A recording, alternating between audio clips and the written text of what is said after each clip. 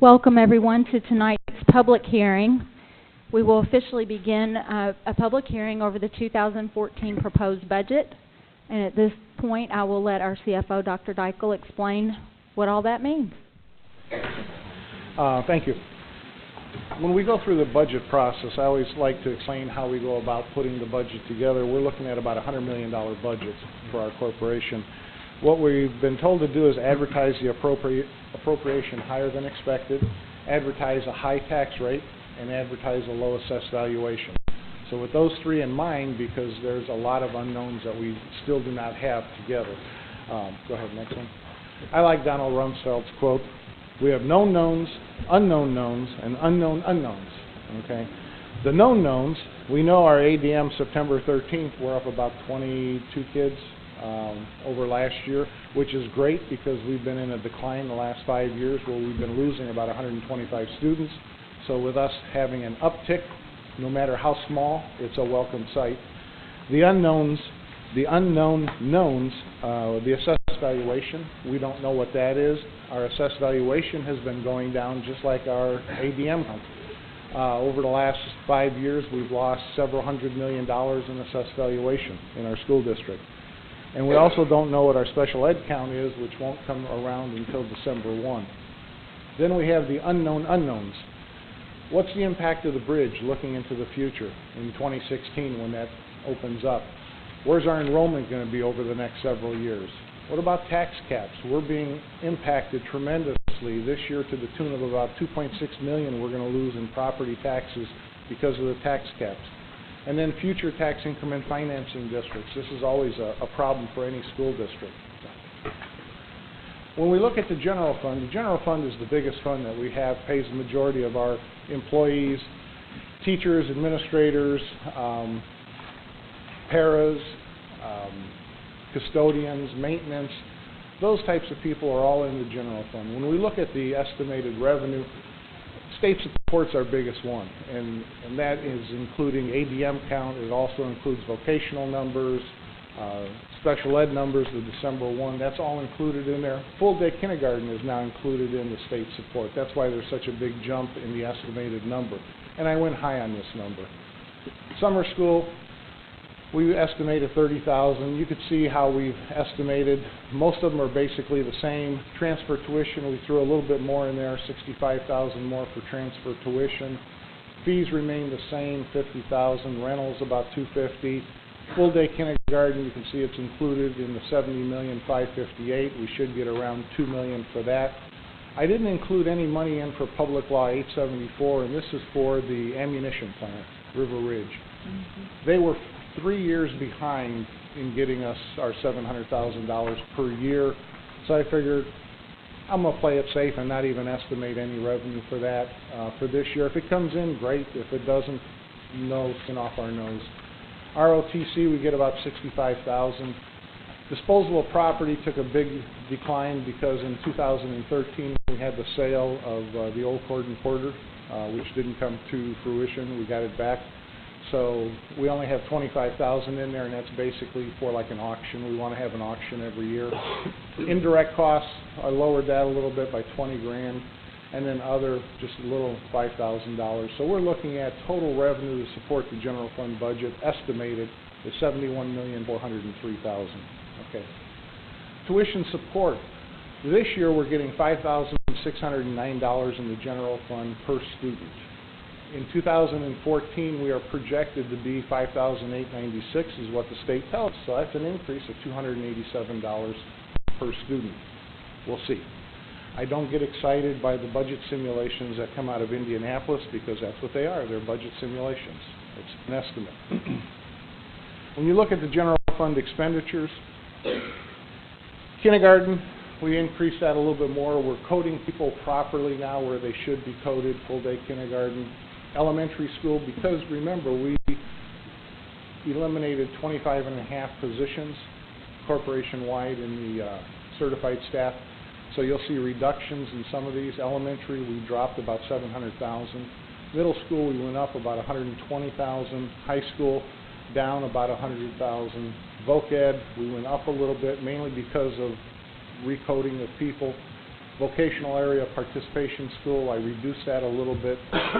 Alt ed, alternative ed, increase that a little bit if that continues to grow. Now remember, we're guesstimating where we're going to be in 2014, and this is a calendar year budget from January to December, so I have to anticipate other costs coming through that we may not even are aware of right now.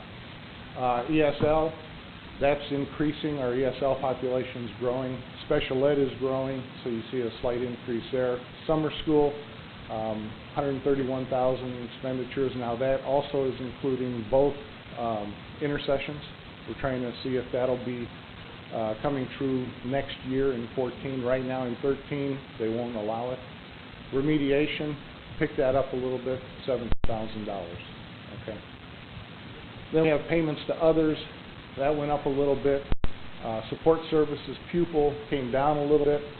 Support service instruction went up almost $500,000.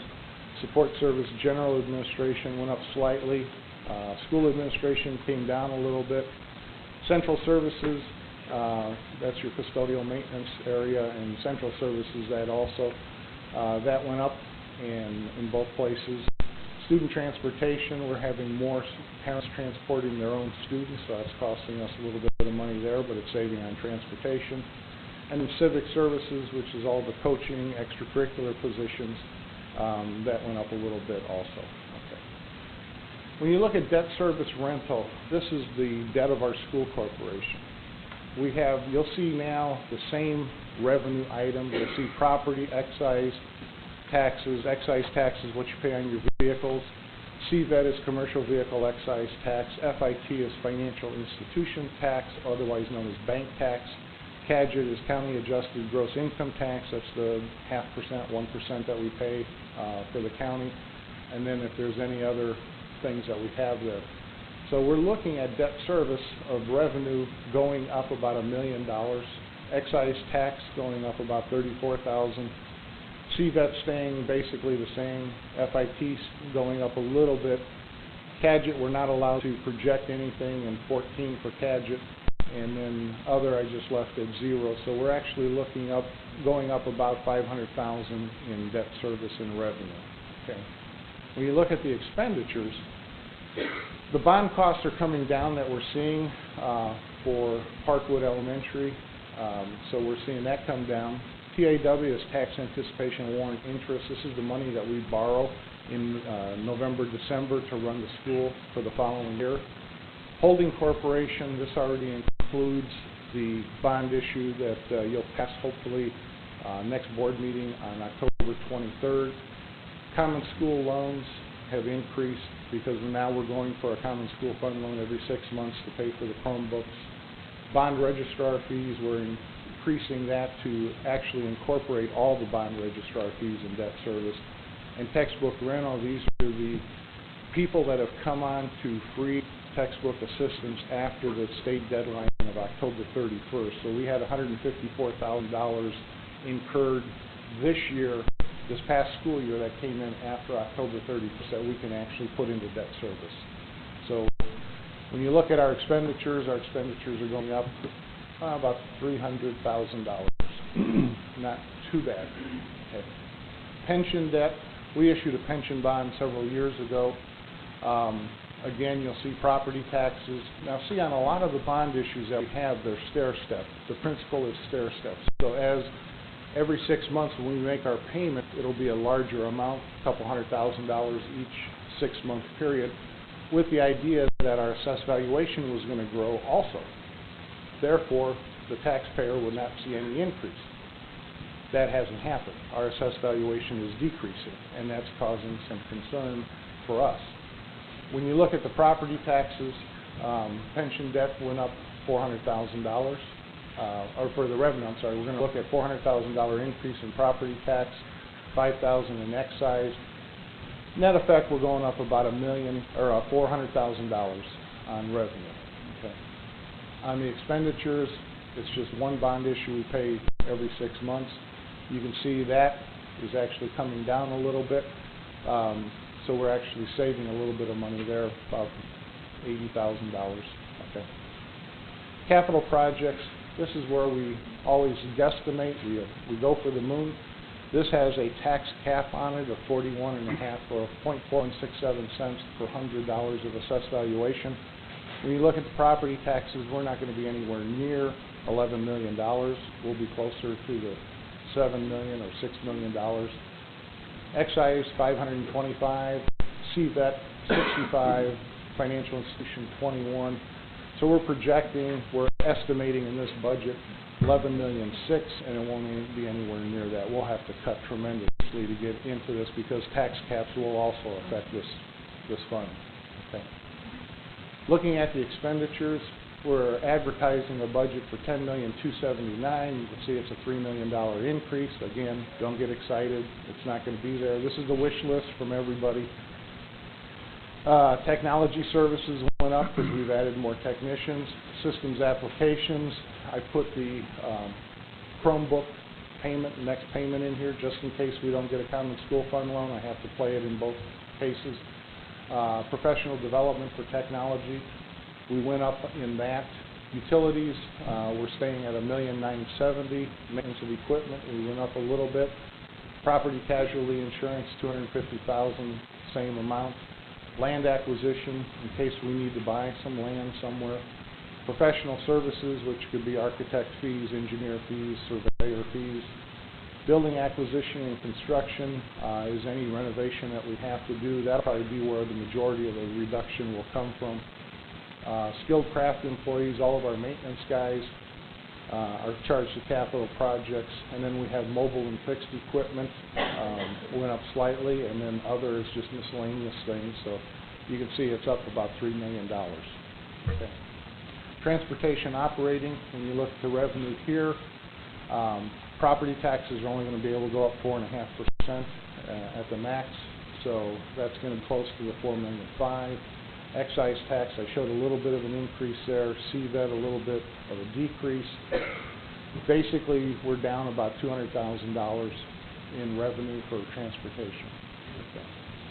Operating expenditures, we're going to be in the red at the end of the year, mainly because of the tax caps, and we're not getting the revenue that we really need.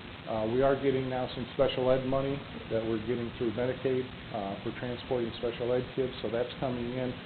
So far this year we've received just a little bit over $20,000, but it's nowhere near what we need. But when you look at it, service area direction for the office, $473,000. Vehicle operation, which is all your drivers, $2,006,000. Maintenance of fleet is your mechanics, $1,054,000. Vehicle insurance, $150,000. Contracted transportation, these are our contracted drivers. Half of their salary comes out of, or not half, but approximately 60% comes out of here, 40% comes out of the next fund, and then other transportation services. So we're up about $340,000, $360,000 in estimated expenditures. Bus replacement. Property taxes, we know we're not going to get anywhere near $989,000. It'll be closer to the $552,000, but this is the way the formula comes out. Excise tax of $36,000. Basically, everything is pretty much the same, but the $989,000 will be closer to the $552,000. But we advertise high. So, estimated expenditures, I'm hoping to purchase $400,000 of school buses, which would be about 4 or 5 school buses.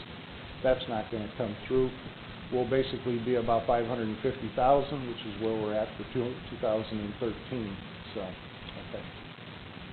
Here's the assessed valuation history. In 2009, we're at $2.5 billion. 2010 dropped to $2,491,000. 2011 went up $5 million. 2012 took a tumble of $80 million. 2013 took another $60 million. We don't know what 2014 is going to show, but at this trend, I'm anticipating to be around $2,290,000, something around there, based on the past history of the last 4 or 5 years. Just wanted to show that to you. Decisions impacting our assessed valuation. Tax increment financing districts. Every town, or the major towns, I should say, in the county all have tax increment financing districts. Countywide, there's 31 TIPs. It's tied up $654 million of assessed valuation. If we were able to get that $654 million into our tax rolls, that would help tremendously. It would cut down on our tax caps. It would lower the tax rate for everybody. But I understand there's good and bad with TIF districts. Tax abatements is another one, and a tax abatement means over a period of up to 10 years you would pay a portion of your taxes. Sometimes they may give you a 5-year tax abatement, so the first year you pay 0 of your taxes, the second year you pay 20%, the third year 40%, 60, 80, and then finally 100%. If it's a 10-year tax abatement, you pay 0 the first year, then 10, 20, 30, all the way up. So, tax caps, just to give you a little idea, on November 10th, 2010, the tax cap question was placed on the ballot for all of us vote, limiting houses to 1%, and it reads here 1% for owner-occupied, 2% for residential property other than owner-occupied, 2% for agricultural, 3% for real property, and 3% for personal property. This passed 72% to 28% and was written into the Constitution, the state Constitution. So we are stuck with tax caps from now on. Okay. Here I wanted to show you in 2010, when the tax caps first started, the 1% for Clark County generated a reduction countywide of $375,000 for homeowners. For the 2 and 3%, which would be the commercial, the apartments, and that, $2,577,000, and Greater Clark lost $811,000 in tax caps, which was spread out between debt service, pension debt, capital projects, bus replacement, and bus operating. 2011, you can see it more than tripled on the 1%, from $375,000 to $1.1 million. It almost, well, went up 50% at least on the 2 and the 3. And ours almost doubled to $1,385,000. 2012, it doubled again on the 1% to $2,004,000. It almost doubled on the 2 and 3%, and came pretty darn close to doubling ours in 2012 to $2,003,000. 2013, it went down a little bit, but the 2 and 3% continued to go up, and Greater Clark actually saved about $120,000 from what we did the prior year. So in 4 short years, the county lost $23,781,000 in tax caps. Greater Clark lost $6,632,000 that we could have used for some good projects and things of that nature. So we lost 28% of the total. Just to share with you what's really affecting our budget. Okay. When you look at the expected appropriations, this is our budget.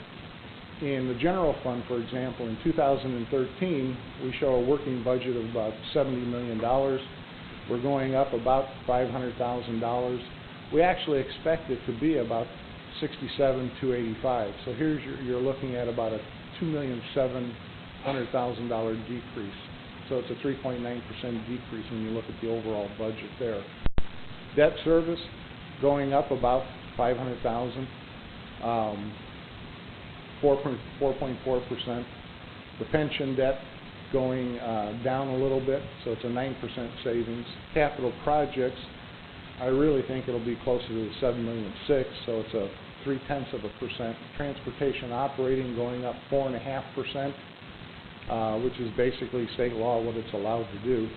Bus replacement going up 4.3%, and the total is a decrease of 2.2% overall in our budget. Okay. Expected tax levies, this is the property tax that we're looking to incur. Debt service in 13, well, in general fund we have no tax levy because the sales tax in 2009 took care of that. So everybody's property tax in the general fund was wiped out, and the state sales tax was increased from 6 to 7% in 2009. So that's all taken care of. Debt service, we're looking at a levy increase of $992,000, so it's an 8.6% increase there. Pension plus $580,000, so it's a 1.6%. CPF, a minus 2.4%. Transportation operating, 2.5% increase, and bus replacement, an 8.5% increase. So overall, taxes, we're looking at about a 6.1%. Now, I have to state that this is My guesstimate, and I still think it's a little high, I still think it's going to be lower than that, but we'll have to wait and see. Okay? Tax rates. I always like to try to project where the tax rates will be. Again, debt service has no tax rate. Debt service, we're at 49 cents. We advertised 62. We expect it to be about 52, so it's going to go up about 3 cents. Pension debt, we're looking at about a 2-cent increase, and that's why it's plus 60% because it's so small there. CPF, we're looking at a decrease of almost 2 cents. Transportation operating, 0.03 of a cent. Bus replacement, 0.03 of a cent.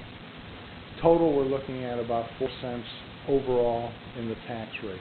Now, this is assuming our tax or our assessed valuation is still going to decline.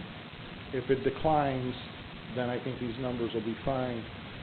If we start to grow, then we won't be anywhere near these increases because the increases will go away. And we'll actually be less in 14 than what we were in 13 in our tax rate. So that'll be great. So, next one. Questions? When you say the increases will go away, you're talking about the process this budget will go through. Mm-hmm. Can you explain that, just a little short explanation of that? Yeah, what happens is when we get all of our information and we submit it to the state and they have all of our numbers, our special ed count, the county sends in the assessed valuation, they will generate a budget to us. And then that is the working budget that we will have for 2014. So based on that information, that's what we're going to go with. These are all just estimates right now, but to protect the school corporation, we have to go high in all of our numbers. Because once we advertise, we can only go down, we cannot go back. So if I underestimate, we've lost the money, and I don't want to do that. So I'd rather go high and then have the ability to come down. So this will be advertised, and then October 23rd, 3 weeks from tomorrow, we'll have our next board adoption of the budget. Okay. And then that's what we'll submit to the state. Any other questions? Does anyone from the public have a question? Okay, seeing none, I would just suggest to you, if you think of something later, feel free to contact your board members. This will come up for a public vote at our next board meeting, October 23rd. So, seeing no further questions, we'll adjourn our public hearing.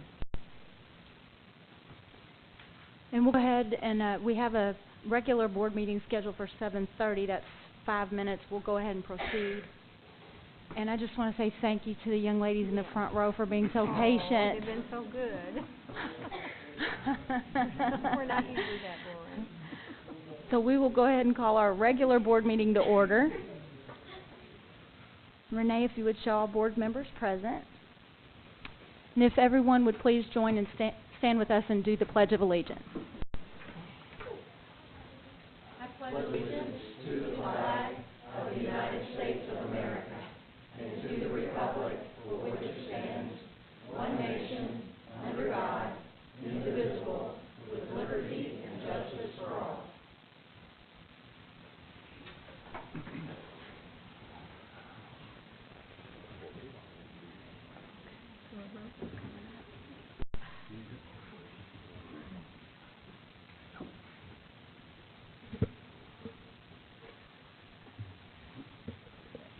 Okay, at this time we will have our favorite part of our board meetings, which is our board salutes.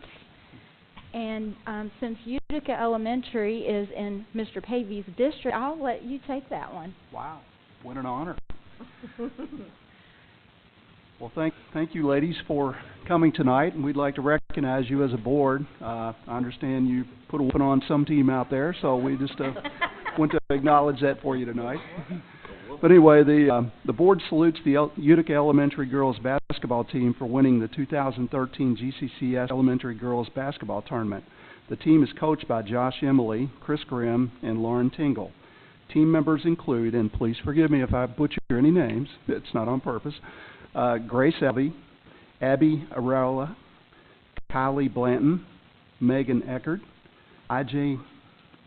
Estes, Lauren Gillenwater, Abigail Grin, Peyton Hall, Lydia Cottrell, Caitlin Reisinger, Olivia Clive, Emma Obermeyer, Sydney Schmitz, Lacey Tingle, and managers Lily Carrico, Lily Fondrisi, and Ashley Henson.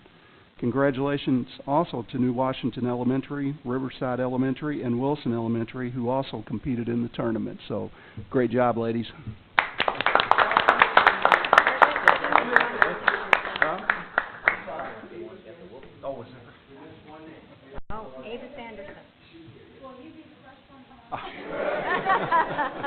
Ladies, if you would do me a favor, and I'll come up here, and you can just line up right across the front here and face the audience.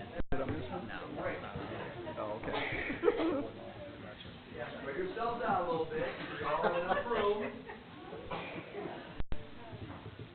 We are very, very proud of you. You know, I've always been proud of our students when they are not only doing so well in the classroom, but they put themselves out there and they're competing, doing other things. And that's what makes our school system special. Each and every one of you makes our district more special.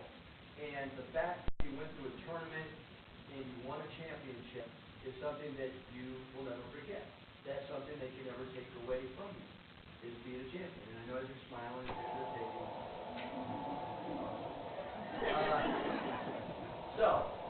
At this time, what we'd like to do is, Coach, come up here too, please. Coach, thank you so much for everything you do, the commitment you make to these young ladies. Tremendous job. On behalf of the board, in our central office team, it's a small token of our appreciation, but we recognize your tremendous efforts in helping these young ladies reach this milestone. So, I also, if you don't mind, I'll go ahead and just take Chris Grimm. Is Chris here? Chris, assistant coach. I just looked at it. Chris, how are you? Congratulations. Thank you so much for your time that you spent on these young ladies and crew. Lauren, take a right, Lauren. Sister, there you go. Grace, Elvie, not here. Abby. Congratulations, young lady. Certificate to you. Kylie, congratulations. Nice job. Megan, Hector, not here. Is it Asia?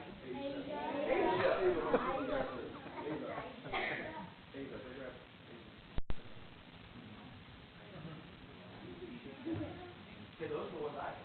Lauren. Abigail. Hayden. Congratulations. Lydia. Congratulations. Caitlin. Congratulations. Olivia. Congratulations. Emma. Congratulations. Sydney. Not here. Lacey. Congratulations. Lily. Congratulations. Oh, sorry, are you Lily Calico or Lily Fondrisi? I'll take that one. Ashley? Congratulations. Do we miss anyone that did not get a certificate? We got David off in that area.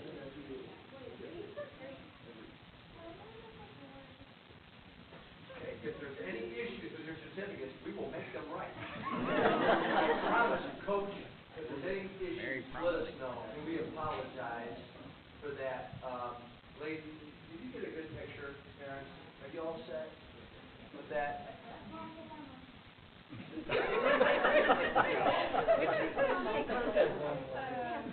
Thank you guys very much. We appreciate it. Absolutely. Thank you very much. Thank you.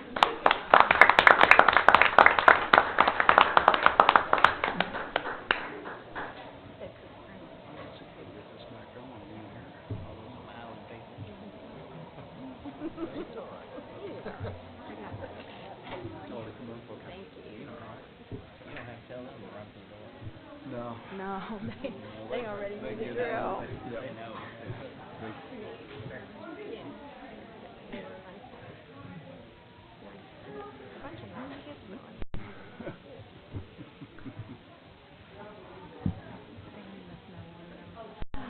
If I can read it.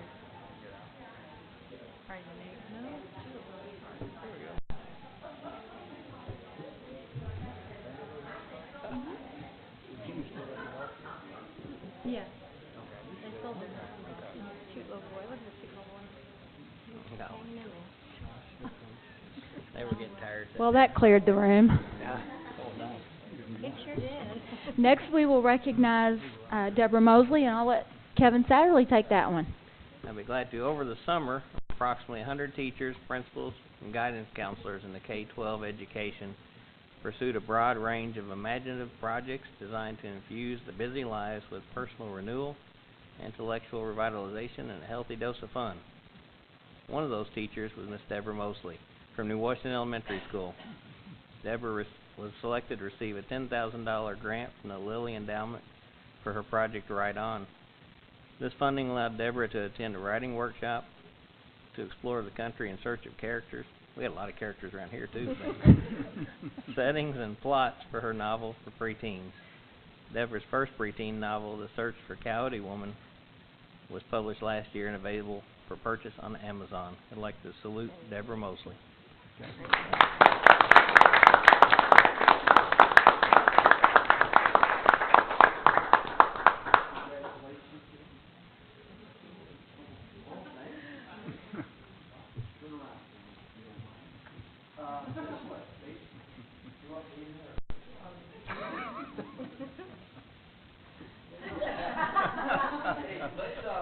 We need to talk about something else though, because as proud of we are, as proud as we are of you, for this great accomplishment, and any time that you can publish something, people don't understand what goes into this process, the heart, the soul.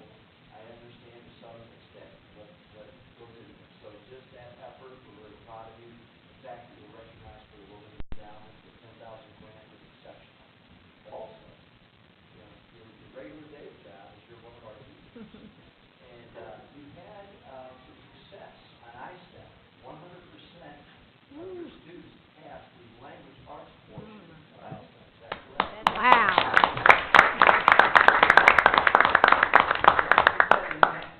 Okay. All 100%. Okay. That's pretty successful. Yeah. Wow. No pressure. All right. Now, but you had a little bit more hair prior to, is that right? So you had made a bet with your class, correct? And what was that bet? Well, my deal is to start with something. And it took so long for scores to come out, I wasn't quite sure what we were going to do. But when they all told me the same thing to mine, they said, You didn't quite shave your head entirely. no. They gave you a little bit of a break, right? But I'll tell you, that is outstanding. And, that you provide that little extra incentive. Obviously, you have a lot of great students that were able to achieve that milestone, but that extra work and what you put in as a teacher, that little extra incentive, I'm sure made it really a fun time for them as well. So we're very proud of you, and this is a certificate of our appreciation for all the work you do every day. Thank you. Thank you.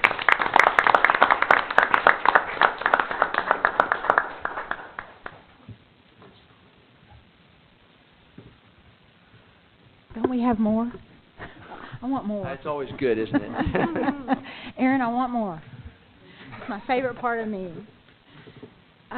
With that, we'll go ahead and ask for approval of tonight's agenda. There aren't any amendments that I'm aware of. So moved. Thank you, Mr. Pavey. Second. Thank you, Mr. Hall. Any questions or discussion before we take a vote? All right, all in favor of approving tonight's agenda? Thank you. That's 7-0. Next, we have approval of minutes from our previous meetings. Is there a motion? So moved. Thank you, Mr. Satterley. Is there a second? Second. Thank you, Mr. White. Any questions, discussion, corrections? Okay, all in favor? All right, thank you, that's 7-0. We'll move right on into tonight's consent agenda. We'll take items 1 through 5. Is there a motion? So moved. Thank you, Mr. Satterley. Is there a second? Second. Thank you, Ms. Perkins. Any discussion, questions? I just have a question on this trip for the educational leadership. What fund is that coming from? It's a grant, it's a federal grant, Okay. and it's one-time monies Okay. that were provided to the school system for that purpose. So we have 5 of our educators going to the ASCD National Conference paid for through that grant. And the focus of the ASCD conference is differentiated instruction, and it's right up the alley of what we're trying to get accomplished right now. Thank you. You're welcome. Just to add to that, I've had the pleasure of attending the ASCD conference, and it's one of the best educational conferences that is available. Any further? All right, all in favor? All right, thank you, that's 7-0. Next we have gifts to buildings, Mr. Satterley. It's lengthy this time, but I'll make it fairly brief. It looks like, once again, we've had a variety of organizations across the district step up and do a variety of things for our schools. Everything from the CHS alumni to individuals. So we just like to personally thank every one of them, and I'll make a motion to accept. For a second? Second. Thank you, Mr. Pavey. Any further comments? All right, all in favor of accepting tonight's gifts to buildings? All right, that's 7-0. Thank you. We'll move on into our action items. We have a revision to policy 5100, which is a second reading and does require a vote tonight. That's correct, and if you will remember when we presented it on first reading, this is a recommendation from the Indiana Department of Education. They require us to have a policy in place on how we handle allowing children that are homeschooled to come into our district for educational opportunities. And all that we are doing is bringing this policy up to date based on the state revisions and updating the Indiana Code site. And then we made one change from the first reading. It's highlighted in blue. It just clarifies that sports are also something that we don't allow participation in by homeschool students in these circumstances. And I'll just read the sentence. However, students will neither be allowed to enroll in order to participate solely in extracurricular activities / sports provided by the school corporation, nor will enrollment be allowed for less than a full class schedule. So, just to be very specific about it, we'd love to have all students join us, and we have rules and regulations for those that are going to be homeschooled. And this policy's been around for, well, actually the last time it was revised was in 2002. We're just making the changes to be updated with the Indiana Department of Education. So the superintendent recommends approval of this policy at this time. Is there a motion? Make a motion to approve. Thank you, Mr. White. Is there a second? Second. Thank you, Ms. Perkins. Any questions, comments? Yeah, question I have. The Indiana High School Athletic Association allows students to participate, homeschool students to participate in sports if they attend one class. Right. So we're not going to allow that. Correct. We haven't allowed it in the past, and we're going to continue not to allow it. Neither has IHSAA. They haven't allowed it. This is the first year that could happen, so we're not going to investigate allowing that. It's our recommendation that we not at this time because financially it's not a benefit to the school corporation. You know, I'm thinking if a homeschool kid comes for one period, 1 year, and plays, and parents and the student realizes, hey, it's pretty neat, we may get them full-time the next year. One of the, it's sort of a delicate balance because, as you know, from your background, is that there are students already that are in our schools as full-time students and part of our different activities. And so if we were to allow homeschool students to come in, you're right, from a positive perspective, it might be something that they would like it and then they'll be enrolled full-time down the road. But on the other side, too, you'll have families that will probably be a little upset about the fact that here's someone that's not attending school full-time, and they're coming in and taking my son or daughter's spot. So there are pros and cons to that whole debate. So just to keep it clean, I think right now, this is the policy that we think is what's in the best interest of our school corporation. Let's monitor and measure and see what happens with the Indiana High School Athletic Association over time, but that's why we made the decision to support this policy. My question would be, and perhaps you know this, I don't, Tony, is our students who are full-time students have to keep their GPA, grade point average. How are they going to monitor that with a homeschool student? I don't know what I don't know what that policy. That's my Set. big hang-up for this, for what you just said. If our kids have to keep their grade point average in order to perform, play, then that's one of the reasons why I think this policy is very good. Valid point. Is this a 1 year? Are we going to revisit this next year to see if it's?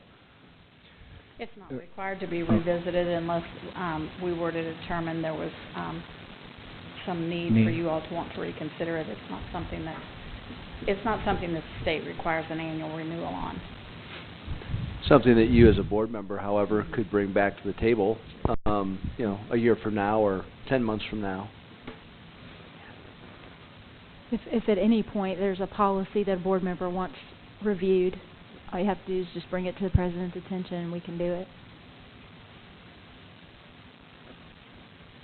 Any further?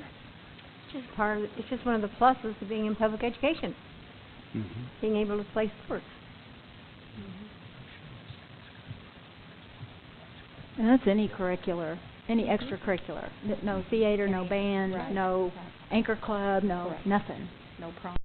No. Correct. Okay. Any further? Okay.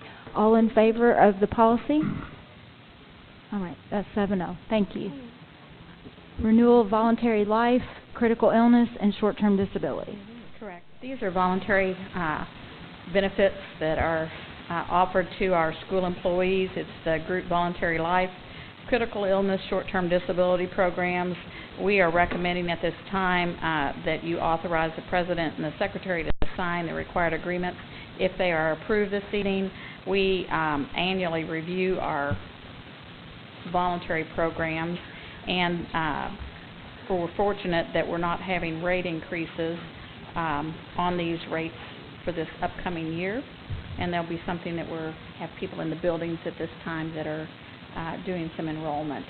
So this is something that is offered in addition to the benefits that the school corporation provides to the employees. They can choose whether or not to use these. So we are recommending approval at this time. Is there a motion? So moved. Thank you, Mr. Hall. Is there a second? Second. Thank you, Mr. Pavey. Questions? Sandy, I want to point out, because some of the other board members may not know it, not included here, and we have not yet renewed our group life. That is correct. That we pay for our employees. We're bidding that out, correct? That is correct. We had an increase of about 3%. 3 cents. 3 cents. Per and 100. We thought that might be a little bit higher than what we expected it to be, so we've asked our agent of record to get us some proposals and some quotes from other companies so that we can do a comparison. So that will be brought back at a later time. And you are correct, that's the one that is offered to all employees that we pay for, school corporation. I think that was in Dr. Mellon's Friday update, but I wanted to make sure that we point out that's not part of what we're renewing. Any further? All right, all in favor?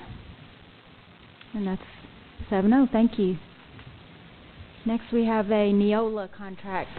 That's correct. At the last meeting, we provided you with an explanation about the Neola organization and how it is an entity that helps school corporations try to organize and be on track with all of its board policies.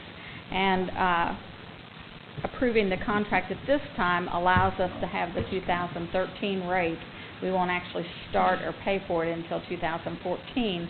But they come in and they have templates of the board policies. We, as a school corporation, it's our responsibility to weave our way through those policies and compare them to what we have to decide whether or not we'll merge into their policies or we'll keep policies that we currently have in place that are school specific.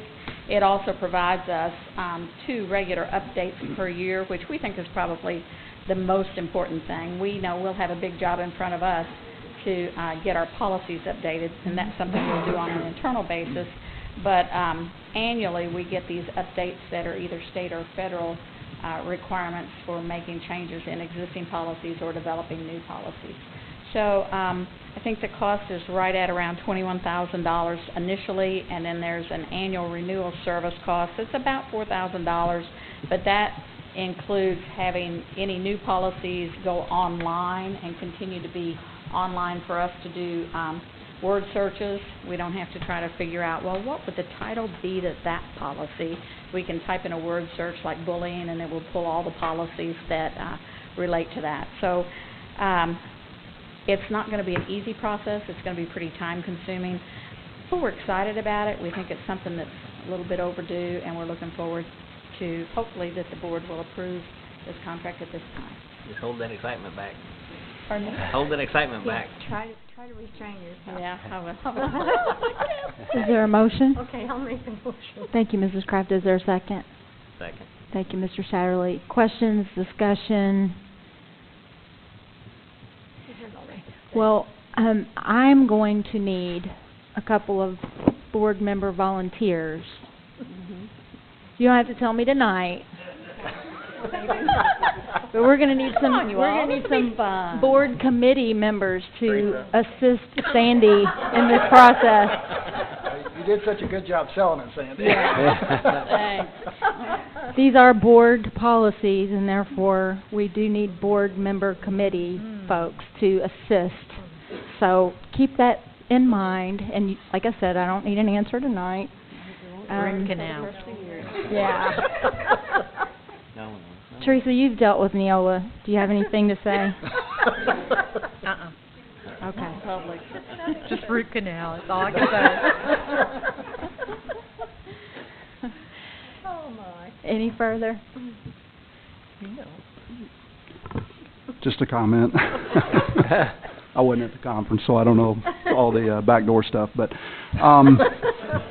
we sort of have a template already with our current policies, right? I mean, we go through those every year, every month, it seems like. I guess I'm wondering why we need a $21,000 program to go through what we've been doing for years. We've been customizing them. I kind of think Sandy Lewis does. The Sandy Lewis program is pretty good as well. I'm having a little heartburn with $21,000 on something that we've done, I think, a really good job with in the past. So that will be my comment. Well, my thing in favor of it is the updates, Right. the liability issues, the things that might slip by that we might not catch, and then something happens. And as I've said before, you know, $21,000 is a lot of money. Don't get me wrong, but so is one mistake. Can be. So. I think also, Board, with a couple of you, what happens when those updates come in twice a year, we could have a couple of you there when we meet with the Neola representative and go over those updates. So obviously Sandy's integral part of that process, but then to have you there as well so you can better understand these policies. And sometimes you get policies and there are some options built within the policies that you can choose certain language in some cases, and that way you can help with that recommendation. And so I agree that Sandy does a tremendous job, and as we bring forward policies on a local level that need to be developed or generated, the benefit, I agree with you, Mr. White, is that because so much is happening all the time, either through legislation or law, it makes sure that we're up to speed and up to date. And after you get past that first initial $21,000, it's only about $4,000 a year. So I think we'll find that worthwhile over time. And then also the search capability that Sandy mentioned, that really comes in handy, because it's really challenging to find things. Luckily, we have Sandy as our historian, and she can go back and find those things, but it is a challenge. It is. So, I understand your concern though also, Mark. So, my only comment is that you want to do this, is that correct? You would prefer that we do this? I think that we need to do it at this time. I think we've done a good job to date on trying to make sure we have the policies in place, but I do think it's time for us to bring it more into the electronic access, and in order to do that, I think we need the component that Neola provides. Okay. What does NEOLA stand for? I couldn't find it. I have no idea. I Googled it. I think it, I knew that. I think it was Northeast Ohio Legal Association or legal, because they're from out of the Ohio area originally. So that's the acronym. But what they do is they contract with firms here in Indiana. So the actual updates are coming out of firms here in Indiana, like Bose McKinney and Evans was always involved in the past, and they'd have hire an attorney with Bose McKinney and Evans that would work with Neola so that anything specific to Indiana was being addressed by their representative here in this state. What we discovered is that in going through the process, that not only were our policies, because they were written over a period of time, they didn't look the same. They didn't use the same nomenclature. I mean, you talked about this and that one and this one and that one, and they didn't make any sense. Plus, we also found out we were missing some policies that we needed that we didn't have a clue. It just is a very long process to mesh those two things, and it's kind of like writing a mission statement, every little word, but they provide great templates, and the person that will come from Neola will be a great help. You sounds like you're a perfect fit for the committee. Yes, I think so too. Doesn't it? Should we nominate her for that? I've spent my time. Yeah, I was feeling exactly the same way as Mark. It's a lot of money. Yeah, it is.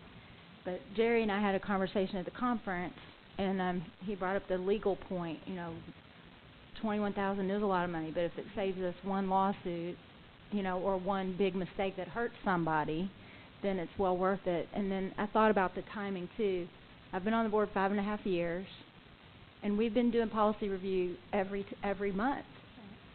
But our manual is that thick. I bet you we haven't gotten through an eighth of it in those 5 years. So, I see why we probably need to move ahead and go on and bite the bullet. Does that help you, Mark? Oh, sure. Any further? All right. All in favor? And opposed? All Must right. not help the whole lot. Must not have helped much. I tried. You did a great job. Thank you, board. It's always good to have discussion. We have a bid award. Yes. We have a transfer The of contract. administration thought now was the time to look at our musical instruments at the high schools and the middle schools. So we put together an analysis, and Scott Cooksley at Jeff High put together a real good analysis for us as far as what everybody needed. So we used that as our bid document. Bids were received and opened for the musical instruments on September 18th at 2 p.m. We received bids from 4 companies. The administration recommends that National Education Music be awarded all of the musical instruments and accessories at a cost of $240,429.73, and Wanger Corporation be awarded the risers musical stands at a cost of $47,823.75. This expenditure will be processed through CPF. Is there a motion? So moved. Is there a second? Mrs. Kraft, thank you. Questions, comments? Now, I understand that the data that we used was put together by our band teacher from Jeff? Band director. Band Band director Mhm. at Jeff I? And he went around to all the schools and did, okay. Worked through all the band directors? Okay. So we should have great equipment for the next 40 years. Did you say 40? 40. It's been that long since we upgraded, hasn't it? Probably. Look at how long some of that carpeting lasts at Jeff High. And I apologize, I don't like to spring questions on people at the last second, but I haven't had I've been very busy, I apologize. Out of our CPF fund, which is already very, very tight, and we did not have this budgeted for, last year, because this has just come up in the last few months. How are we affording this? What have we not done in order to be able to do this? We have several roof projects that we have scheduled for this year that we didn't do because we're going to put it into the bond issue. So that freed up some of the money. Okay. That's where it's coming from. That makes sense. Thank you. And hopefully they take Visa, MasterCard. Yeah, that'd be good. Or Amex. American Express. Yeah. American Express, too. Any further? Well, it makes me feel good that we're buying we're buying new instruments and we're supporting the arts, since we really are very good at that. And it makes me think we're going to keep it and we're not going to do away with it very soon. So that I would vote for it for that reason alone. Any other comments? All right, all in favor? All right, that's 7-0. Thank you. Thank you. I-STEP. Board, at this time, if you remember our last meeting, we were not really able to go into tremendous detail related to I-STEP results, and because the following day they were going to be publicly released. So what I'd like to do is go through this document, and there's a lot of information here, so obviously it's there for you to process and so on, but I just want to point out some things. For example, when you look at Bridgepoint Elementary, so you can see that what Karen Spencer, one of our supervisors here in the building, does a tremendous job of keeping us up to date on all this data. And so what you can see is every building is listed. You see English, language, arts, and math. You see the grade levels. You see the totals for the buildings. You also see an iRead score there from 12 to 13. You also, between the school, you have a roster report for IMAST. It shows the number of students who did receive or did take the IMAST exam. And it also has a breakdown of the demographics within the school itself. So one thing I did is I pointed out at Bridgepoint there was an improvement, a slight improvement in their language arts performance as a school from 12 to 13. If you go to Jonathan Jennings, they also had an improvement in language arts scores from 12 to 13. Maple, you can see in math there was a reduction that was relatively significant in math as a total school. It's underlined, 74.1%. The year before it was 84.1%. And so that's an area that we want to look at and just systematically have conversation about moving through. New Washington was a school that improved in both language arts, New Washington Elementary, in both language arts and math. You can see their performance, which we're very proud of that, their performance there. North Haven, you can see a significant, what we would view to be a concern, both in language arts and math as a school. That's underlined, 75.8% passage in language arts, 71.8% in math. I think it's important that everyone understand that the North Haven population, though, they have 19% of their kids, so nearly 1/5 of their students are ELL students. And because of that, there are language challenges that will make performance more challenging and difficult. And so we're not here to make excuses. That's not what we want to do, but we do think it's important that we point out that that population does make for a challenge at that population just from the language perspective. Parkwood, you go down to Parkwood too, and you can see that from a language arts perspective, they're at 74.1%. It's about a 5% reduction from the previous year. And also, but if you look over, their ELL population is 34.3%. So 1 of every 3 students. And remember, ELL is English language learners. So that means that their native language is not English. And I can also tell you demographically that we've had a lot of new families coming to Parkwood, and a lot of the children don't speak any English at all. So, you know, again, a challenge that we celebrate and embrace, but it is a challenge as it relates to I-STEP performance. You also look 87.7% free and reduced lunch population at Parkwood. At Pleasant Ridge Elementary, they had a slight improvement in their math scores from the previous year. Riverside Elementary, they also had a slight increase in their math performance over 12. Spring Hill. Spring Hill improved in both language arts and math. There, you look at their iRead performance as well, which you remember from last spring.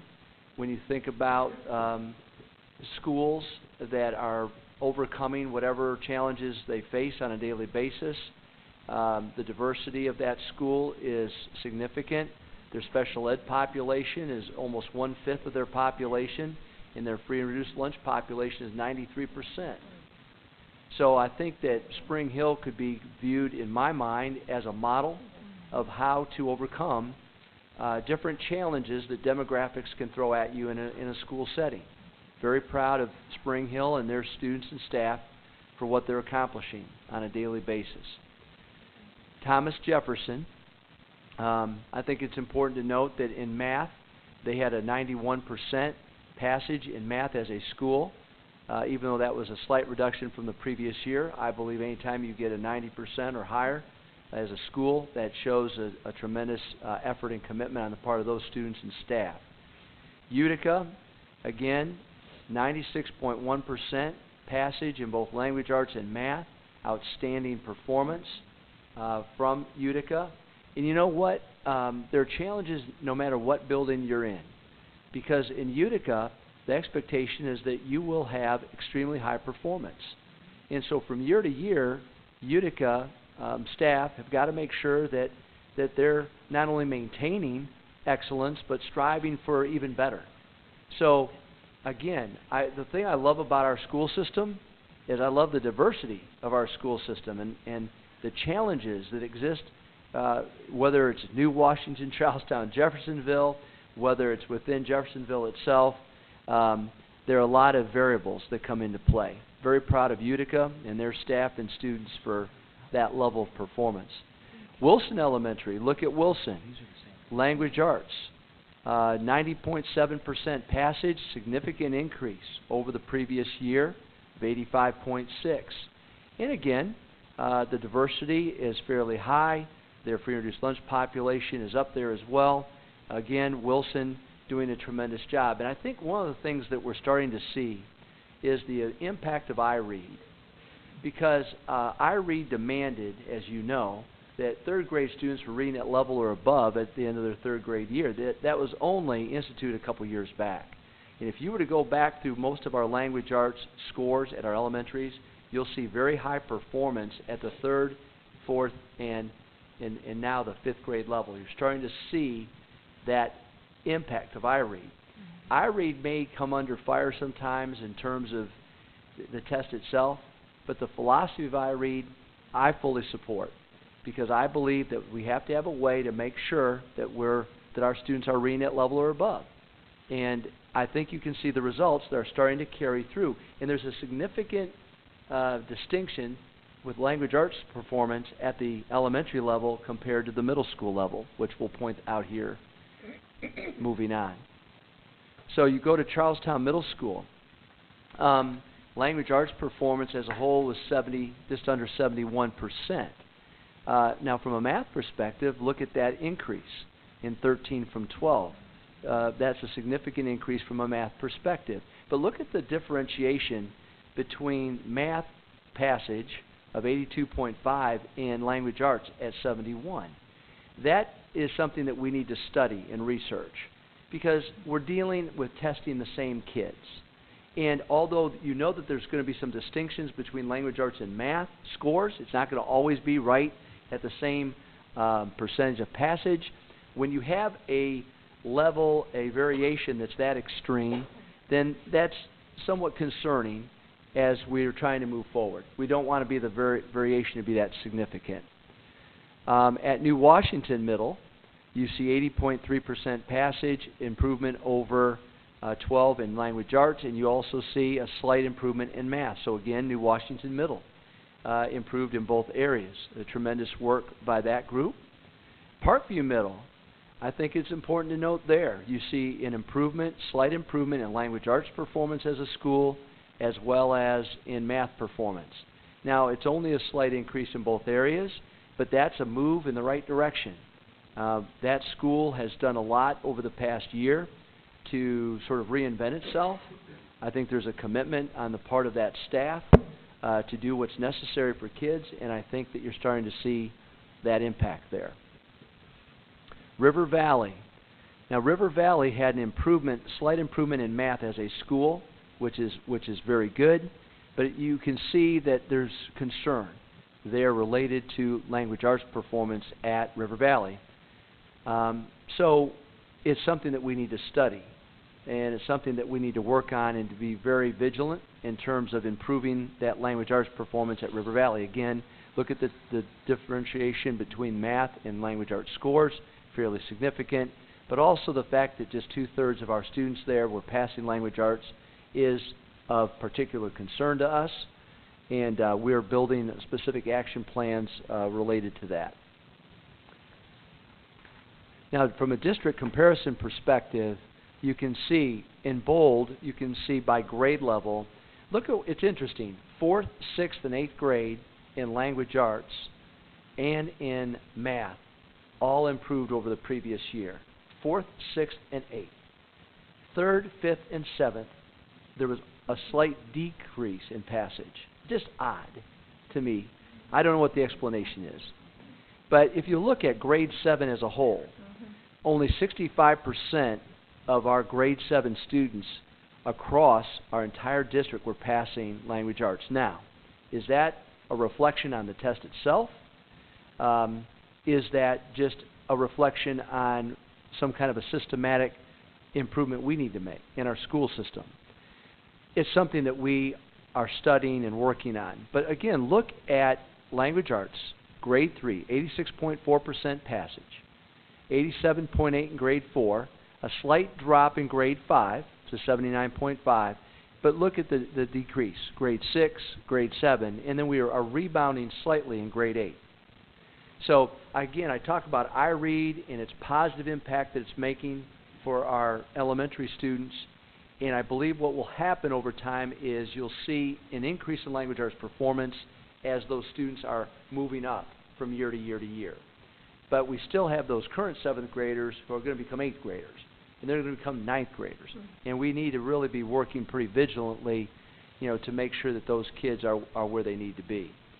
You can see our total 76.9% passage relative to the state. The state average is 79.5. Our initial goal is we want to exceed state average in I-STEP performance. So we're not there from a language arts perspective.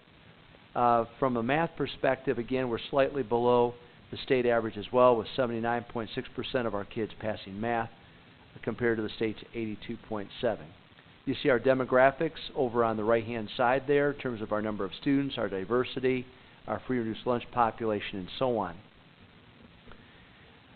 One of the things I wanted to talk about here is IMAST. One of the things that we were informed about 2 summers ago when I first came in was in 2012, we had over-identified the number of special ed students who were taking the IMAST exam.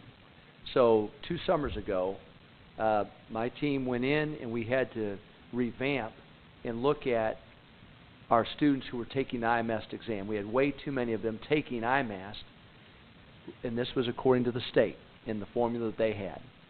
So we had to go back, and we actually moved 103 students out of the IMAST exam who took it in 12, the IMAST exam in 12. Those 103 students took I-STEP in 13. And so to the right, you can see that of those 103 students, 17 of those students passed language arts, and 43 of those passed math. So again, this is no excuse. It's just the reality of the circumstance. Now, IMAS is an exam that will no longer exist in 2015. 2014 will be the last year that any students can take IMAS. So, knowing that, we're going to have to work hard through this year because our special needs students, these are students who are striving for a diploma. They need to be able to perform at a level that's sufficient for them to not only pass I-STEP, but to pass end-of-course exams in high school. So this past year, we didn't have any 8th grader take IMAS. No 8th graders took IMAS in 13.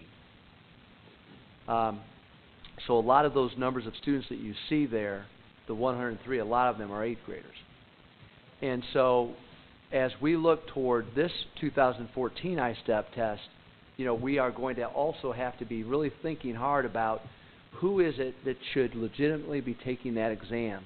Because in 15, from what we've been told, they're not going to have an alternative exam for those students. And those are students, again, that their special need is such that it doesn't, they still are going to struggle on any kind of I-STEP exam, which you can see by the results here.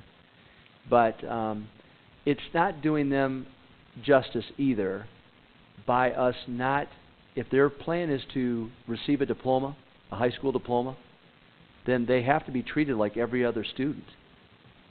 We have to make modifications per their disability, provide the extra help and assistance that they deserve, but the expectations of them are every bit as high as they would be for any other student in our school corporation. And the whole state is going to experience that. So it makes about a 1% difference in our passage rate.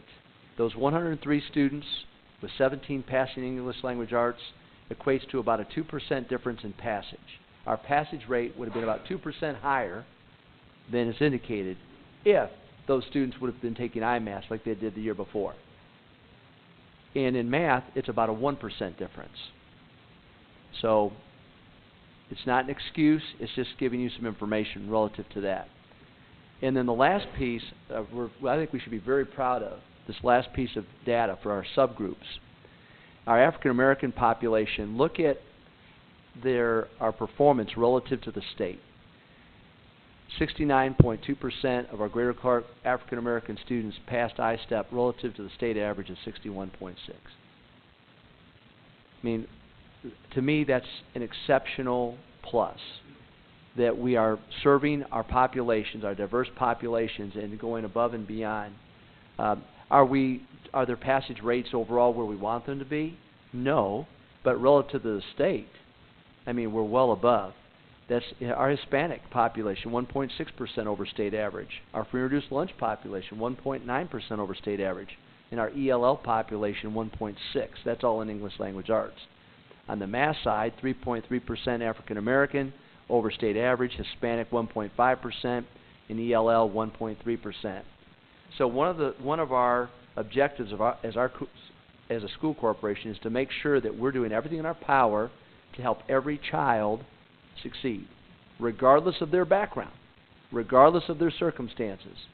And I just feel that that's worthy of note, that our staff and our school corporation is working to a level that we're exceeding state averages in passage rate in a lot of those subgroup areas.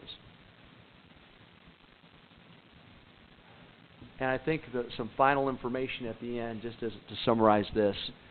The schools that improved in both language arts and math, you have 5 schools that improved in 13 from 12. New Washington Elementary, New Washington Middle, Spring Hill, Utica, and Parkview. Schools that had a 90% passage rate: New Washington in language arts, Spring Hill in language arts, TJ in math, Utica in both language arts and math, and Wilson in language arts. Students passing both language arts and math as a corporation: in 12 it was 69.6, in 13 it's 69.2. So in a nutshell, if you look at the invalidation of certain tests, we had 10 students that had tests invalidated by the state because of glitches in the testing. You look at the other impact of, even though the state would not verify that the exact extent of the impact of the interruption of testing, I know by talking to our people, it wasn't easy on our students who had to sit there and wait. We are relatively stable from 12 to 13, we're stable in our performance, and that's with the fact that we really had to work on moving a lot of kids from IMAS to iStep.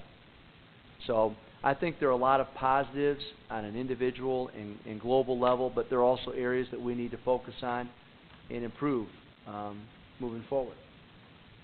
I'd be happy to answer any questions. Mr. Hall? Yeah, Dr. Mel, let's go back to the district comparison page. Yep. Just to make sure I'm reading this right. You mentioned this grade 7, iStep 13, that's 65.1. Am I not mistaken? That same group of students the year before, iStep 12, they would be 6th grade.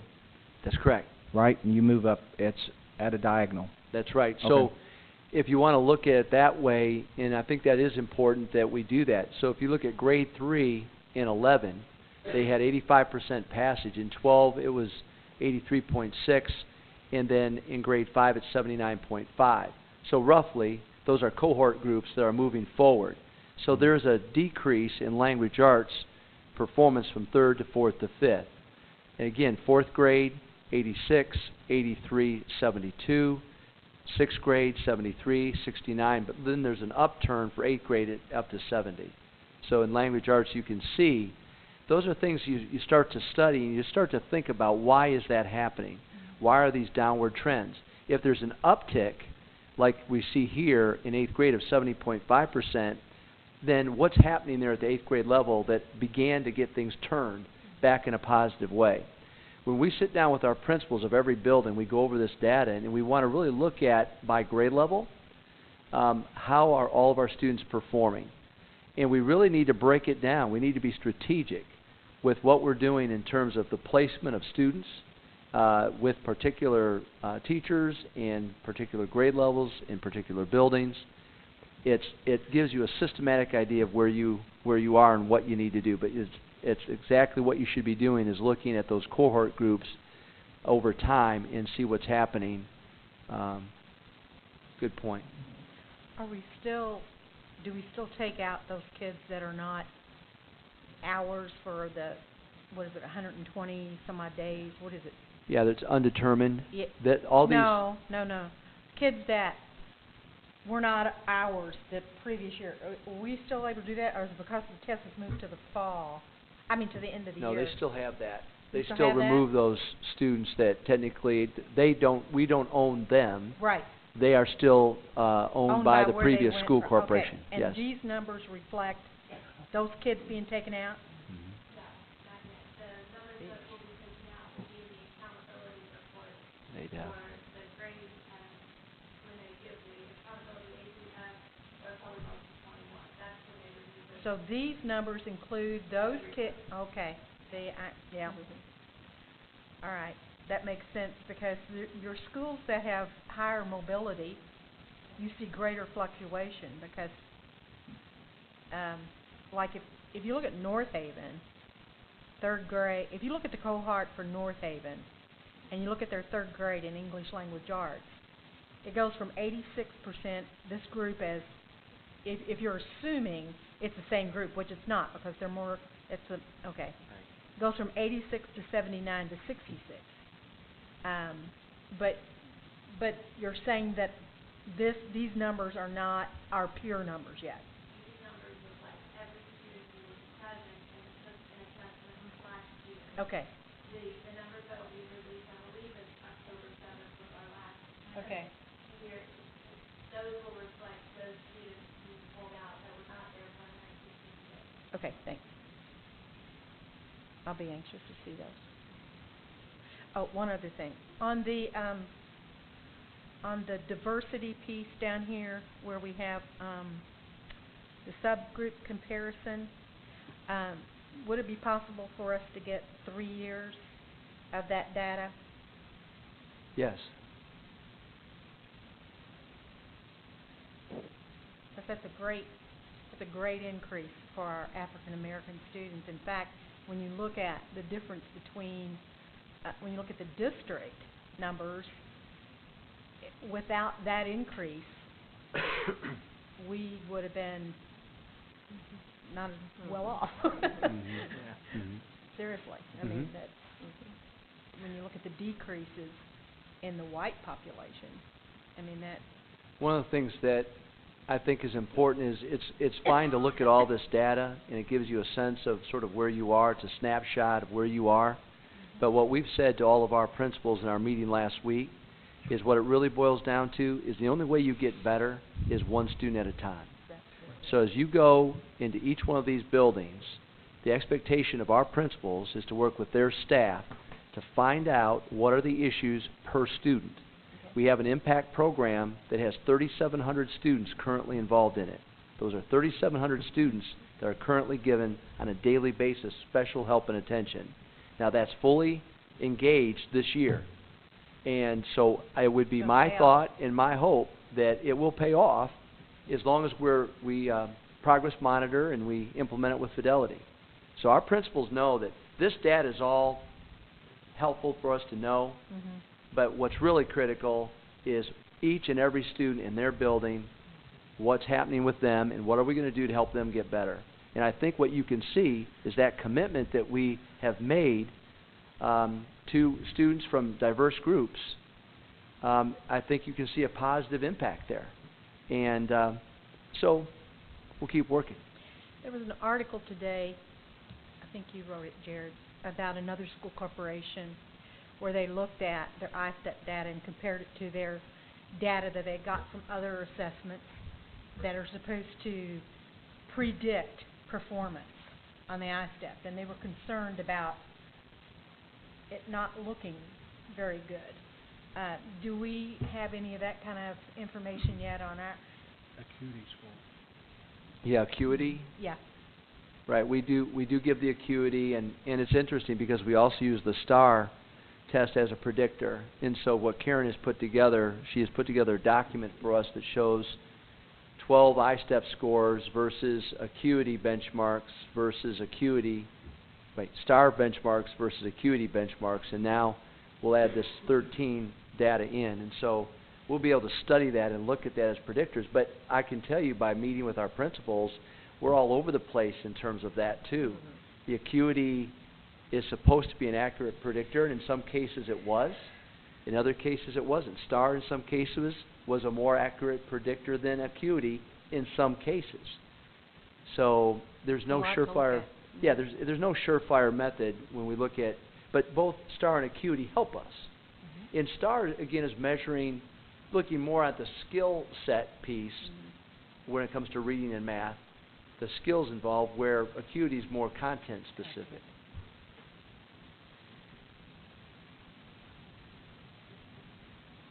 Mr. White, you have anything? I don't, thank you. Mrs. Kraft? Thank you. Mr. Satterley? No, thank you. Mr. Pavey? Nothing.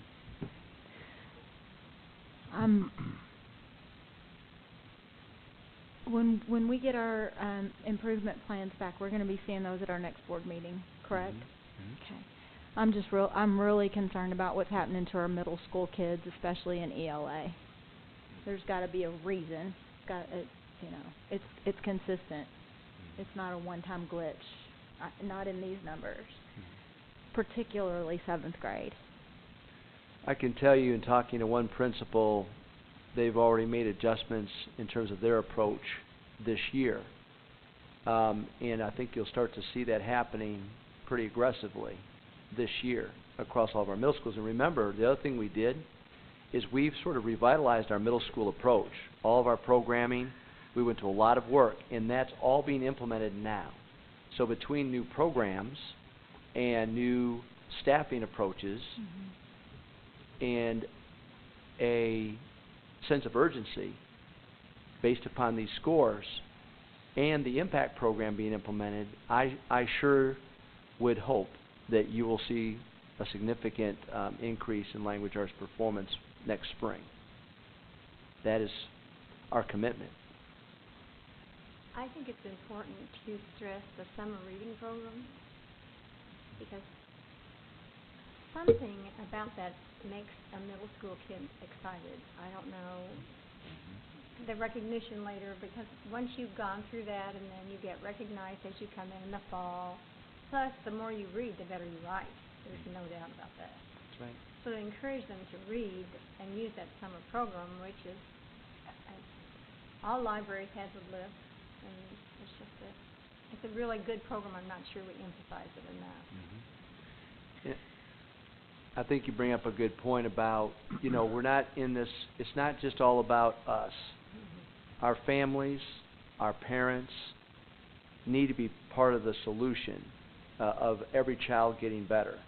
So although we are the leaders in that regard, it's critical that the rest of our community also jump on board and do everything in their power to help children be successful. So parents making sure that students are spending time reading whenever possible, especially during the summer, and if they have concerns related to availability of books, then we have resources and available to them that they'll be able to access.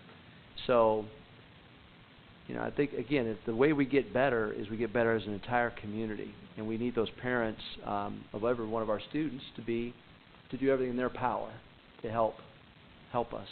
You may want to make sure that they understand that it's offered. I mean, I'm not sure all parents even know that. And list the books that'll be in summer, and I would just encourage them to get that information out. The more kids that read, the better. Thank you, I used to tell Dr. the kids Miller. on my bus, why are we reading? Is that a library on the bus? And I would say, because if you read that book, you can go anywhere. Wherever that book is going, you're there. So, not for little kids. They actually believe me, which was okay too. All right. Thank you, Dr. Mellon. And next, we're going to talk about intercession, which hopefully will make a big difference in these scores next year.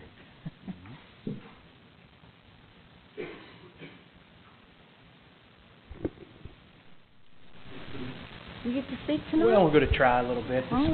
This has been a team effort, that's for sure. So we'll tag team this, and if you guys stump me, we'll look left here pretty quickly. So I think what I'll talk about first is logistics, and then Dr. Mellon's going to finish up. So for sure, you'll get a little bit of a tag team tonight. Kind of following up with the I-STEP scores, we do know that one of the things that probably makes one of the bigger differences is giving students more time for instruction. Because they learn at different paces. So that's certainly what we're doing, and that's the theory behind the intercession, is that kids will get to pick up 20-plus hours of additional instruction in what we think are really small, concentrated skill set types of instruction. So to update the board, this really started out as a committee, probably a committee of 5 or 6 of us that we started talking about intercession and what does it look like. And from there, we've really put in a lot of time and hard work to make this beneficial for kids. Wanted to just highlight a few of these things. We put this together for our teachers, and we've shared this with all the teachers that are going to be instructing during intercession, and then we've shared it with our administrators as well. So kind of the frequently asked questions and the logistics behind what we're going to be doing with intercession. The hours for students will be 4 hours and 15 minutes, so they'll run from 8 to 12:15. Their locations have all been determined. We're going to house them at the high schools, so the feeder schools that feed into Jefferson High School will meet there. Same thing for Charlestown, and the same thing for New Washington. The curriculum that we'll be using, K through 3, really skill-driven with phonemic awareness, phonics, vocabulary, fluency, and comprehension. 4 through 8 will focus on vocabulary, fluency, and comprehension. And then our 9 through 12 will be targeted towards our ECA skills for English 10 and for our algebra. So very focused, very skill-focused with that. The teachers and the principals have worked hard to identify the students, and Dr. Mellon will talk about how they did that to identify the students. And once we identified the students, we've worked as a team to develop that curriculum, and teachers really can do one of two things. They can use our curriculum, so we've provided a curriculum that is structured day by day, kind of minute by minute, if you will, or if they've got something that's really good that they've used in the past that they want to use with their kids, we're going to allow them to do that, or they can come up with a hybrid. So they've kind of got a mixture when it comes to the curriculum instruction. Just a couple of things that, just so the board knows that we're covering. In the event of an emergency, we'll have administration at all 3 sites. We have fire drill maps that will be given out the first day. We actually are going to have each one of the teachers conduct a fire drill kind of at their own speed. Now, what does that mean? We've got elementary kiddos on the 2nd floor at Jeffersonville High School. So we've got 1st and 2nd graders on the 2nd floor at Jeff High with teachers in a building that they're not familiar with. So one of the first things we've got to do in there on that Monday is get them acclimated with where they are, where the exits are, and then practice their fire drills. So we'll take care of those types of emergency drills with them.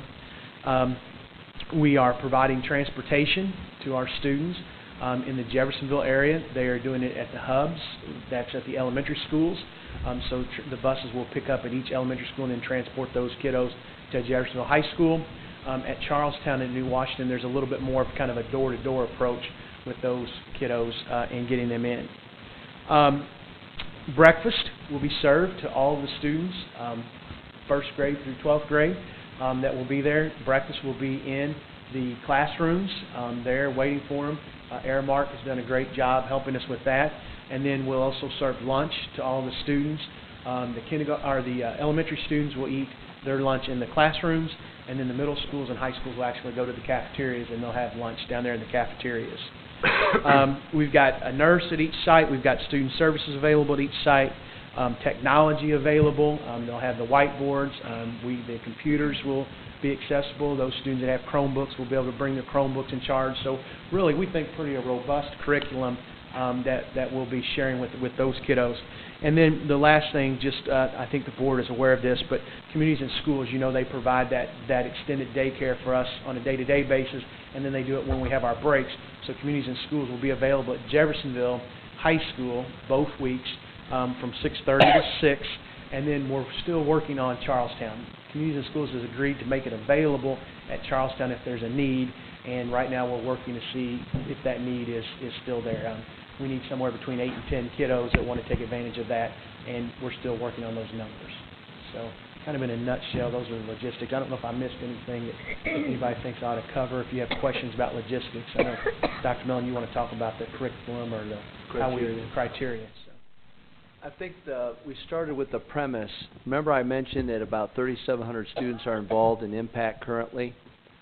In IMPACT, again, that's looking at kids who are struggling in terms of their reading skills. So about 3,400 of them are struggling with their reading skills, and we call them Tier 2 or Tier 3 students. So we started with the idea that how could we possibly provide service to 3,400 students? Well, that was going to be very challenging. So we had to whittle it down even more. And what we did is we thought, well, let's start with the number of 2,000 students, and how many teachers would that require if we had a 15-to-1 student-to-teacher ratio? That was going to require 130 teachers. Well, we had to go out and recruit our teachers. We had to see how many of them would be interested in providing help to these students over intersession. So what ended up happening is it ended up working at both ends. We had to look at how many teachers per building were willing to step up during that week and help those kids and maintain the 15-to-1 ratio. So if a school had 10 teachers willing to then they could have up to 150 students. So we started with that premise. So we went back to our principals and said, okay, based upon the number of teachers that you think are willing to do this, then you can recruit up to that number of students. So they started with Tier 3 kids in mind, the kids that most need. They're furthest behind in their reading skills. That was the focus. Tier 3 is where it started. And then, depending upon how many kids they could have, then maybe that would whittle down into the Tier 2 kids as well. But it starts with our Tier 3, which are the students who are the furthest, have the most ground to make up in terms of their reading skill. That's how it started. And then at the high school level, we looked at ECA scores, end of course exam. Those students who did not pass and need to pass either Algebra 1 or English 10 to graduate. And again, what we did is we looked at the total numbers of students. And we looked at the number of teachers available per those schools. And we, again, matched it up. And we had to really start with the seniors and then go down to the juniors and then to see how deep we could go. Well, we could go through our juniors and seniors from a numbers game. So it really, the number of students we can serve has to be relative to the number of teachers that we have. And again, this is not part of the regular teacher contract. So these teachers are agreeing to come in and provide their help and services. And we have 117 teachers across our district that are agreeing and have committed to come in and help us out. We'll be serving, right now we have 1,100 students. So our average is a 10-to-1 student-to-teacher ratio. Now, we had initially invited 1,572 kids. So that was that. We were at about a 14-to-1 ratio. But every building has had to go through and make contact and confirm students attending. And after all that work, we have 1,121 confirmed, committed students attending. That's over 3 different sites. For the fall. For the fall intersession. So it'll be about a 10-to-1 student-to-teacher ratio. So, in a way, we wanted more students, but we had to have a cutoff. In fact, we've probably taken longer than we really wanted to because transportation is an issue. We have to set up those bus routes, especially in New Washington and Charlestown. And Ken Watson and Gary Green have been doing an unbelievable job trying to set up these special routes in those areas in particular. So, for our first time doing this, there is no other school corporation I'm aware of that's trying to do something this comprehensive. We are putting ourselves out there, and it may not be perfect, but I know that we're going to have 1,121 students that are going to get 20 hours of additional instruction in terms of reading skill that they're going to need to help improve their skills and close achievement gaps. And so I believe it's a win at this point. And after we're all said and done and we get through this week, the next week, we'll bring everyone back together and say, hey, how could we get better and do this better? But I believe if I can't begin to tell you the hours that have gone in on the part of so many people, all the way from the building level, all the way on up to try to get this organized. But that's a bit of the criteria. Dr. Mellon, those numbers you gave does not include those special area elective classes that we're going to offer? No, it doesn't. Okay, it doesn't include. So what's the total number of kids we're going to run through the first intersession, counting those special area kids? The enrichment number of students, we don't have the numbers, we don't have the significant amount of numbers that we were hoping for. We were hoping that we'd have classes with at least 20 students in them because those are classes that parents are paying for. And at this point in time, we don't have any class that has 20 or more students. So we have to now go back and make a decision. Are we going to run these enrichment classes with fewer than 20 students? Yeah. And because there's going to be a cost to that. Because with 20, even with 15 students, it would be a break even because we promised the teacher that the teacher would get paid $525 for the enrichment class. And that requires, at $35, that requires, 15 people. So we've got a decision to make because we believe our enrichment classes we probably didn't start promoting those classes early enough. And so I don't know what the total number of students are. Aaron, do you know off the top of your head?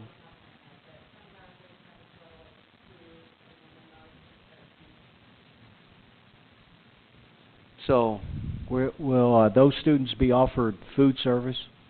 the enrichment students? Enrichment? No. No? Because the enrichment classes were designed to run from 12:30 until 3. And again, parents have to transport them, and parents have to feed them. And this is not these are kids that are being provided an extra opportunity, an enrichment opportunity, whereas all the other 1,100 kids are well below reading level, and we really need them to step up. See, the reality is, at the end of this school year, we're going to have to make decisions for those 1,100 plus and more kids. Do they have the skill set needed to advance to the next grade level? And so what we've tried to tell our principals, to tell parents, is that this is not the only indication of whether a student may be retained or not, but it's pretty significant. That if they can't read at level or above at the end of their given year, then we shouldn't be moving them forward to the next grade level. We've got to stop that trend.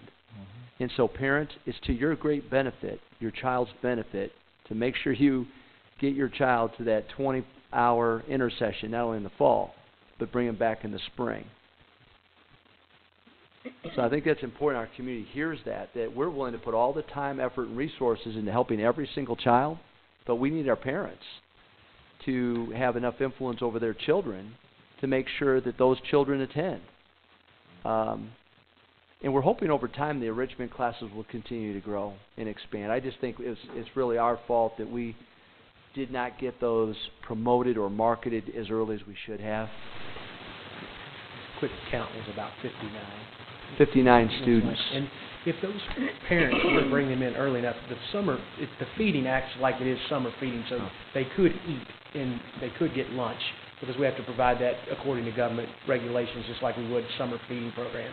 So certainly those kids could come in and would be welcome to eat if the parents were to bring them there early enough. So I think we could even make those accommodations if we needed to. On the enrichment, on the intercession classes,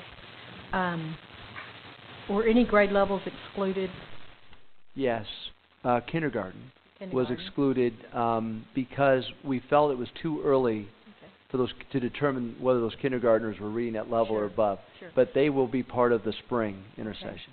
Okay. And how are they going to be grouped? I mean, are they going to be grouped according to their ability needs? Are they going to be grouped according to their grade level? We allowed each principal to group their students with their teachers.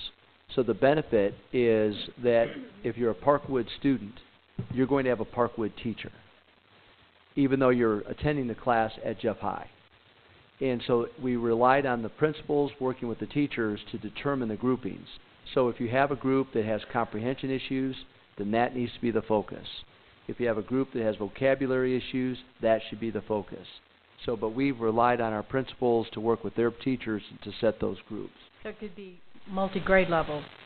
Rather than just the general look at the school, it would be a 1-2 day to decide how they might have done for the graders that can go. Depending on their skill sets or their lack of. Oh, okay. It's hard to maintain that concentration on students who are in fun as you hit third, fourth, fifth grade, although some of those kids really need it, so this would be the time for them to get the support.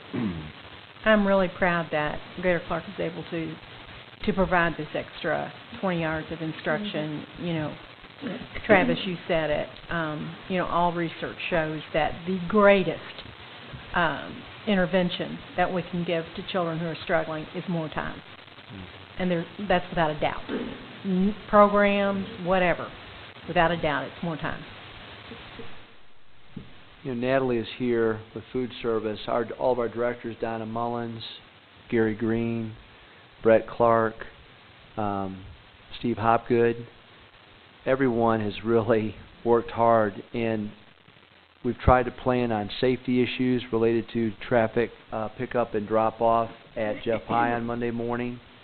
I think it's all hands on deck, and it won't be perfect, board, but I believe that, we've done everything in our power to do everything we can for as many kids as we can, and hopefully it'll continue to grow and expand over time. And we'll learn.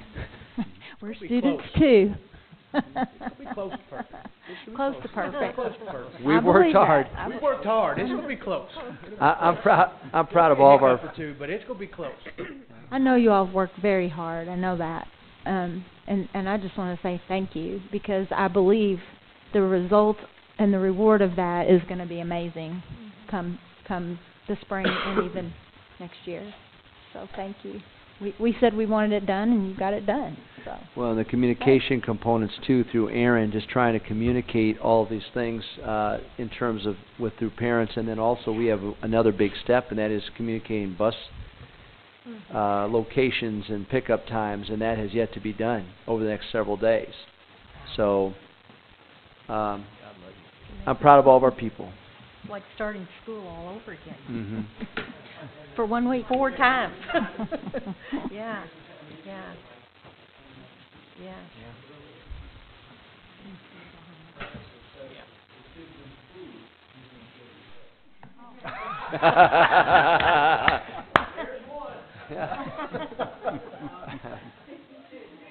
We'll Yeah. Challenge back. we'll go ahead and combine board reports and board comments. Mr. Hall, do you have anything? No, ma'am. Nothing? I'll let someone else speak about the Indy conference. Oh, I'm not prepared to do that until the next meeting. But Then Teresa, I will. you got anything? Hmm? You've already passed. Okay, I'm passed. One Go ahead if you Go want to. ahead. Go ahead. On Monday and Tuesday of, was it this week? No, last week.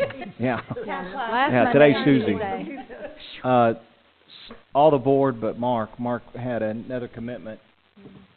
We met in Indy for the Indiana School Board Association state conference, fall conference, and it was a great time. Not only to share some time with one another, but we all split up and we met, attended several different little seminar breakout sessions, and I think we brought back a lot of good information we can use. Dr. Mellon and Travis attended.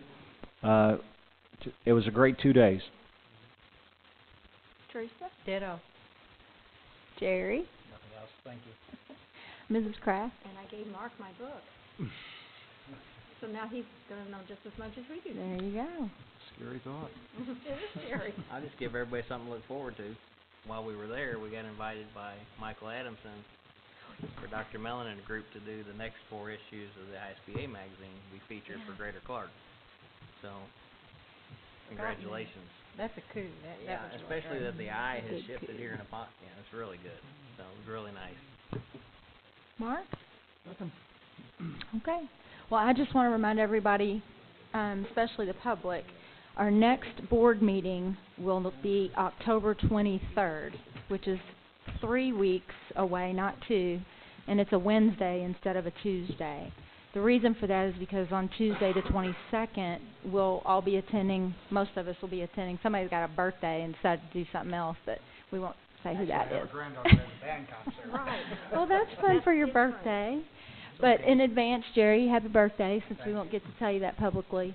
But we have an ISBA fall regional meeting in Seymour that most of us will be attending on the 22nd, which is why we had to change the date of our board meeting. So just a reminder about that. And that's all I've got. I'll turn it over to you, Dr. Mellon. I just real quickly, Smokey Joe's Cafe, the musical at Jeff High. I know several of you had the opportunity to go see it. I've seen a lot of school musicals, and without doubt, it was by far, without hesitation, the greatest musical I've ever seen.